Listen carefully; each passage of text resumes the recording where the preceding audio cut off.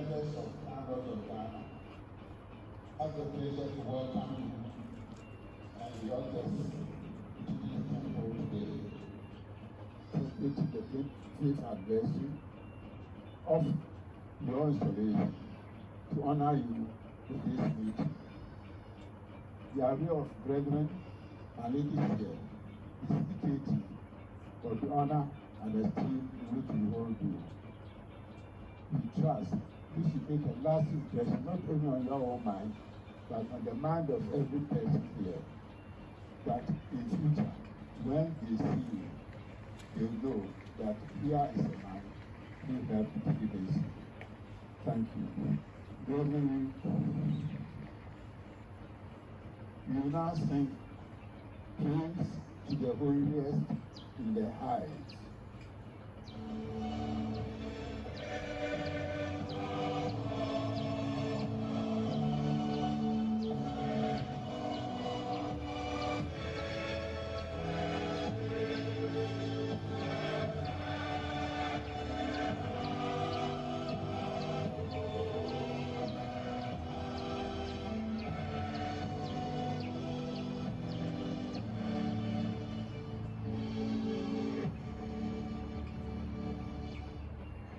The highlight of the ceremony was an oration titled A Tree and a Jubilee, a Messianic reflection delivered by Dr.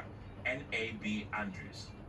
The oration, intertwined with verses from the hymn Guide Me, O My Great Redeemer, celebrated the Asantehene's exemplary leadership, emphasizing his promotion of education and support for Freemasonry in Ghana. 25 years ago, I was here at Temple at the Tutu runabout when another royal retinue was asked to retire. Our grand patron, our now grand patron, had arrived to be initiated into the craft.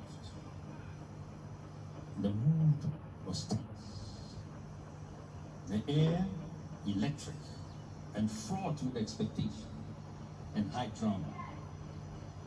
But in the true tradition of Freemasonry, the monarch set aside his temporal titles and privileges to undergo the procedural steps that every craftsman in all quarters of the globe from time immemorial has endured.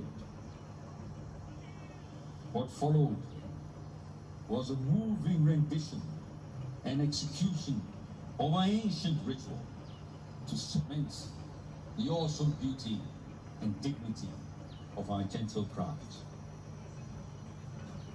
Among the participants and primary actors that day were numerous senior and stellar brethren, many of whom have since been summoned to the Grand Lodge above.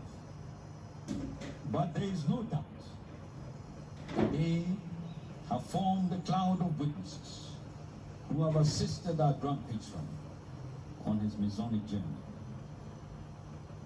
That day, I, a lowly master mason among the grandees, was the only craftsman in the temple wearing the ebony and ivory regalia of Achimuta Lodge, the colors which, in the immortal words of Brother Dr. James Quadia Agri, also known as Agri of Africa, symbolize the brotherhood of man. So, it is Providence that has brought me to the floor of Grand Lodge today to fulfill and sustain a solid tradition of quiet and fruitful cooperation between my family compound and the Asanteman dynasty. I am no disinterested observer. No. Far be from it. It is certainly not so. It is not possible. Today, our unshakable duty and responsibility is to proceed in true Masonic style, to enter the quarries with our working tools and hew stone that will enable us to construct a magnificent edifice of enlightenment and truth in the history and the symbols that surround us, to read the book of nature, and through grace, discern the perfect plan of the great architect of the universe.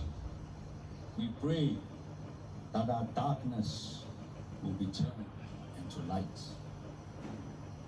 Most beautiful brother, I once again implore to instruct the brethren and the disciples. Yes. They shall sing verse 2.